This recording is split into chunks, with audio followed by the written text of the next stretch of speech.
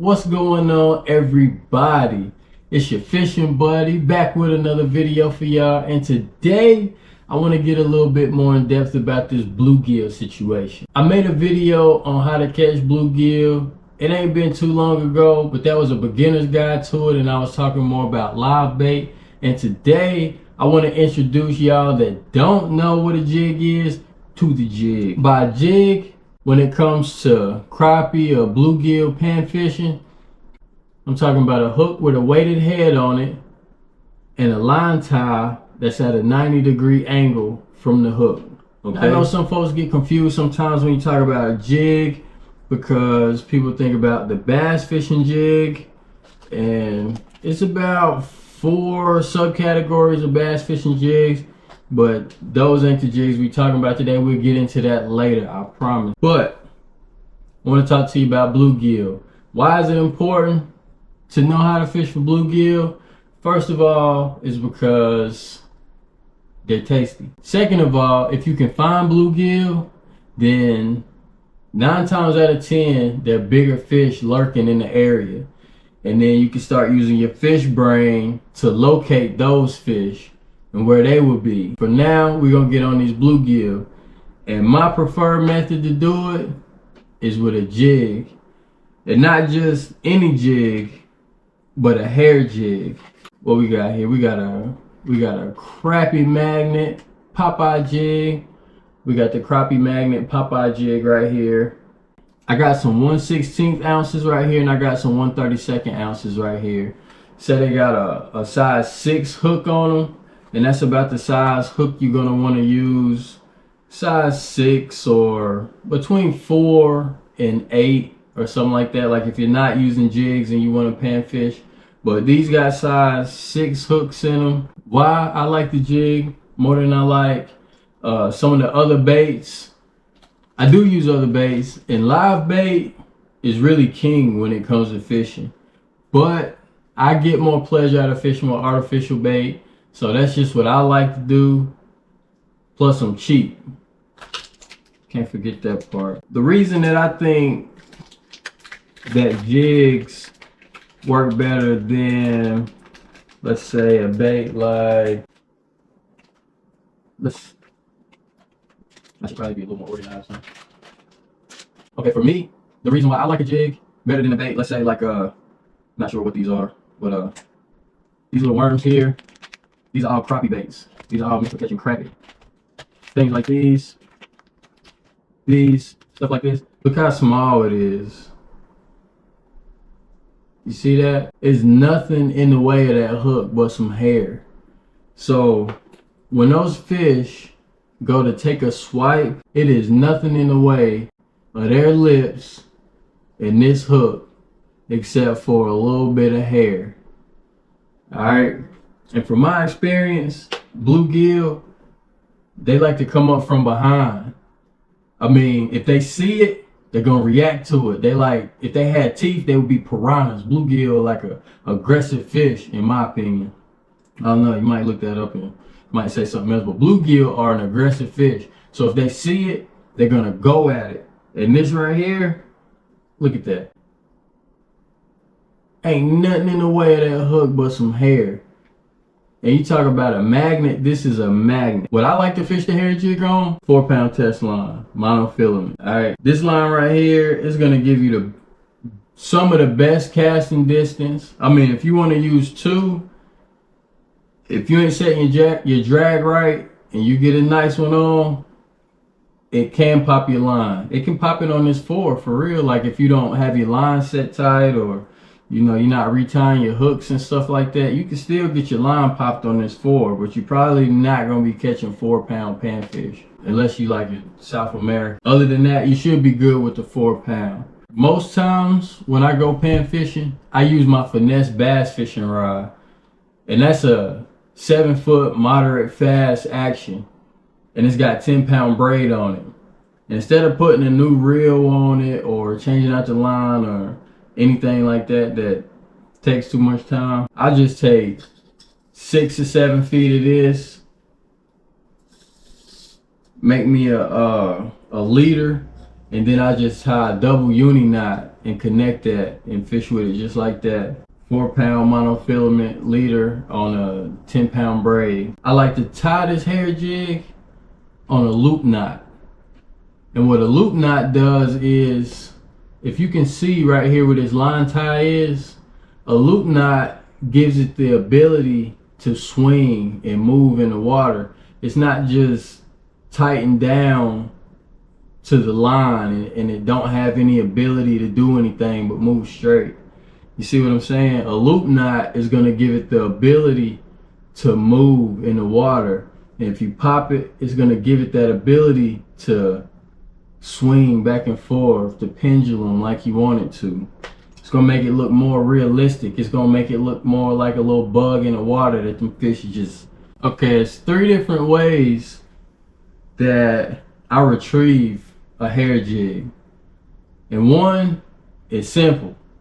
I cast it out and I don't let it go to the bottom. You can let it go to the bottom because you're going to find fish at the bottom as well. But I don't let it go to the bottom because when things go to the bottom, a lot of time I think about getting snagged. And there's no protection on this hook or anything like that. So I don't go to the bottom. I try to keep it moving in the water column. So what I do is I cast it out and I'll let it sink. I'll let it sink to the depth that I'm getting the most luck at. And how I figure that out is by trial and error. I cast and I cast, and once I get a bite, I keep fishing at that depth. But what a lighter jig head is gonna allow you to do is fish much slower. So I cast it out, handy dandy. So I cast it out and I'll keep my rod tip high. I'll just reel slowly, right? What that bait is doing is just constantly on a pendulum, like swinging back or gliding through the water, keeping that rod tip high and just reeling it slow, Every once in a while, I just raise it up a little bit. I don't do too much popping and jerking and stuff like that. There's no need to. You can, if it makes you feel better, whatever you have confidence in, do that. But for me, I just raise it up a little bit. Real and slow. Raise it up a little bit. Change up that presentation just a tad bit. And as I'm coming back down, I don't just drop it so it just fall down. As I'm bringing my rod tip down, I speed up my reel a little bit so I catch it, so I can try to make it pause where it's at. And then I raise my reel, my rod tip, and I reel it slow. That's one way to do it. Another way to do it is cast out, keep that rod tip high, reel it just fast enough to pick it up in the water, and then let it pendulum. Bring it up some, reel it fast enough just to keep it up in the water, let it pendulum. I really like doing that, and while I'm doing that, that's when I raise my rod tip the most. That's when I give it the most action in the rod tip. I'm not popping it or whatever. It's too light for that. It's gonna mess up the motion. You wanna keep the motion smooth. I raise my rod tip, let it pendulum. Come back down and catch it, right? So it don't fall. Raise my rod tip, let it pendulum. The third way that I like to work it is on a slip bobber. Okay, you can use one of these if you want to, but it ain't nothing wrong with using one of these. It's probably be more convenient for you. If you want to take it off, you could just boom, bam, take it right off. You can use one of these. You can use one of these. Ain't nothing wrong with none of them. But I like using these right here. And the reason why, if I'm fishing in water that is over 7 feet deep, I can't leave out seven foot of line after this bobber right here, after this pokeball. I can't leave out that much line and still cast. But with a slip bobber, you can set it up and you can tie you a knot on your line. I'm gonna show you how to do this. And you can adjust that knot as far up as you need to, so that knot can travel through the guides of your rod and not get snagged up. And then when your hair jig or whatever other jig hits the water and starts to sink, it's gonna pull that line down, and that line is gonna come all the way down until it hits that knot, and then it's gonna stop. So then when you want to work that hair jig in the water, when you raise your rod, guess what? That hair jig is gonna come up. Then when you let your rod back down, that hair jig is gonna sink back down to the bottom. You raise your rod up, that hair jig is gonna come up. You let it sink back down to the bottom. That's why I like using these. I could be fishing in 20 feet of water trying to get down 15 feet. I can set that knot at 15 feet and I can still vertical jig in that specific area, just like if I was on the side of a boat, just letting my line sink down to the bottom. So for a bank angler, in my opinion, this is the way to go. If you want to keep your jig, your bait in that strike zone for the longest amount of time and still give it that motion, I feel like this is the way to go. And like I said, I'm gonna show y'all how to set that up. Okay, so we got our jig. We got it tied on a loop knot. We got our slip bobber, and we have a split shot. So what the split shot is going to do is it's going to keep this slip bobber from sliding all the way up on this jig like it's doing this split shot. And another thing it's going to do is it's going to help this jig go ahead and fall down, so you can pretty much vertical jig it. So that's a pretty simple setup, right? The slip bobber can just move up and down that line. Slip bobber hits the water, splash. The weight of the jig and the split shot fall down in the water. It's gonna keep falling and falling and falling and falling until it stops. So how do you make it stop? Okay, glad you asked. So we're gonna take the biggest braid that you got. I got some 50 right here, right? I got some 50-pound braid. I just be keeping braid when I take it off of reels or cut some line. I just be keeping it because I'm a hoarder. So you're gonna cut it. Boom. Cut you off a nice little size. How much is that? 12 inches? Might not need that much, but you might. So what you want to do is you want to put that braid up against this line, right? And then you're going to make a loop. If you know how to tie a double uni knot, then you know what this is all about already. You pretty much already know how to do this. So you put that braid up against that line. You make a loop with that braid. Wrap that braid, that tag in around the braid, loop, and your monofilament. You see how that monofilament is at the top and that braid makes a loop? Wrap it around it like 5, 6, 7 times. If you're using thinner braid, you might want to wrap it more. All right, wrap that and pull it tight. Tighten it up. Now, this is just like a double uni knot, but it's like a single uni knot or something. I don't know. Okay, then cut the tag ends on it. Cut them off. These scissors don't work good. And boom. You'll know if you got this bobber stop right here. Bobber stop line tie knot too high and your bait is falling too deep. If you cast out, splash, everything starts falling. Your bait hits the bottom and your bobber stays like this. That means it's on the bottom. You need to raise this knot, or you need to lower this knot closer to the bobber. So you cast out, splash, it falls. Now it's in the water column. Your bobber gonna turn right side up for you. Just like that. It's not gonna go past that knot. And the good thing about this small knot is it's just big enough to stop that slip bobber from sliding all the way up your line, but it's small enough to travel through the guides of your rod with no problem. See that? So when you cast, you ain't gonna have no problems.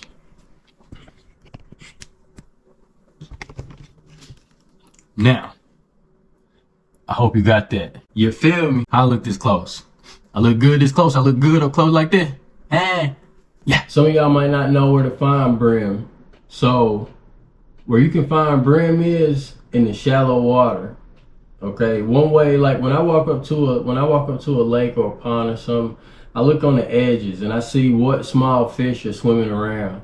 And a lot of time you're gonna see small bluegill. You might see shad. You might see shad and bluegill. You might see minnows, but you're gonna see some type of forage species, and a bluegill is a forage species. So that's why when you find bluegill, when you find bait, you find bigger fish. That's why it's important to know where bluegill are. And some of the places that you'll find bluegill is, like I say, when you walk up to the lake in that shallow water before it starts getting too deep. Now, a lot of times in that deeper water where you can't see the bottom anymore, that's where you'll find your bigger bluegill that you'll be able to take home, clean up, and cook. Also, if there are boat docks or marinas or anything like that around, anything in the water, cast out to them. Fish out for those docks. Fish out beside of those docks, as well as in those shallow spots. I normally don't fish out. Like 10 feet of water is where I pretty much kind of stop getting bluegill bites. Unless it's like cover out there, unless it's something for those bluegill to be under, like a dock or something like that.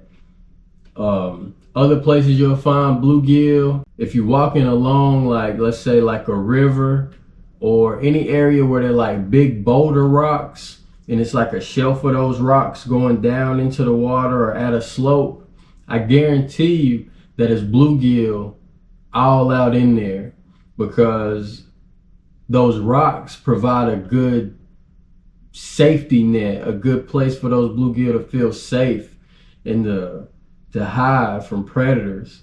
So you fish along those rocks, you'll find them. I call them drain pipes, but whatever those things are that's got the steering wheel looking thing on top of them, it look like you can twist it off and drain the lake, you'll find them in those areas. You're gonna find a lot of bluegill in creeks. Even if the current is fast, you'll find bluegill in rivers as well. A lot of time in rivers, usually whatever you're fishing with, for bluegill, you're probably gonna catch multiple species of fish. You're probably not just gonna catch one. So rivers are pretty fun to me. Once you figure out where to put your bait and how to keep the current from bringing your lure, your bait back up against the bank where you're standing, yeah. All right, so this is probably the most simple way to tie a loop knot, okay? So this is what we're gonna do. We're gonna use this little carabiner and this little twine line. All right, we're gonna take us about 6 inches of tag end. We're gonna put that through the hook, just old regular stuff, nothing fancy. We're just gonna put that through the hook, right? And we're gonna take both of those lines. We're gonna take both of those lines and pinch them. And then we're gonna make us a loop, okay? Make us a loop and then pinch that loop. And then we're gonna take our hook and we're gonna run it through that loop 1 time, 2 times, 3 times. Now you can do it as many times as you want to, but three will work, all right? And then all you're gonna do is leave a little space between the hook and that knot. And work that knot on down, right? And then once you get down and you got a little space in there, cinch it down, okay? Moisten it before you cinching it, but I ain't licking twine. And that's what you're gonna have right there, a loop knot. and it's gonna allow that bait to move like on that right angle. If that was sitting right there, that would be able to move, wind, and dance around in the water, natural. You're gonna take and cut your tag in. It don't have to be right on the knot, but you don't have to leave a whole bunch. And that knot is gonna be good. I know this is twine and everything, but that knot is gonna be good. There are more ways to tie a loop knot, but when you're fishing for panfish, just tie this one. It's gonna save you a whole lot of time, and you ain't never gonna have no problems out of it.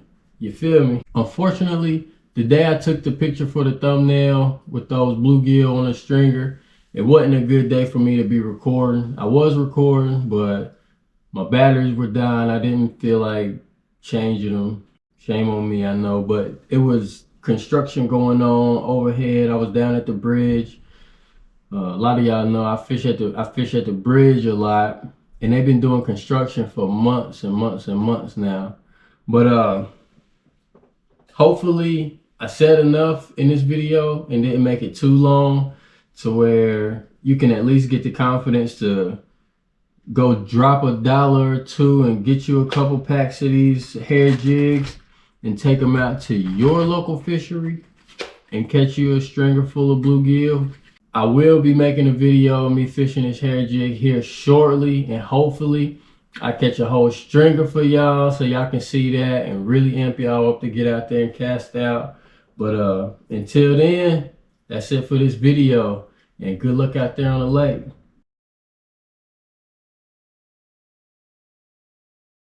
Love.